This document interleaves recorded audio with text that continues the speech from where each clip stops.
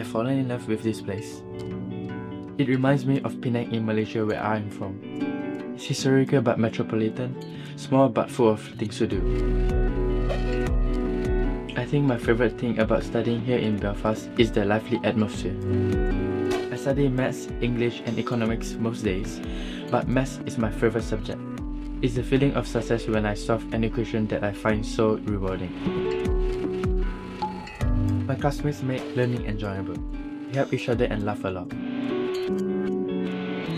During our free time, we often socialize or play football in the evening. I had a lot of dream careers when I was younger, but because of my passion for maths, I wish to study actuarial science at Queen's University, Belfast. Living in the UK has felt so natural to me. You can almost say it's my second home. My name is Samuel and I study Foundation in Business at Queen's University, Belfast.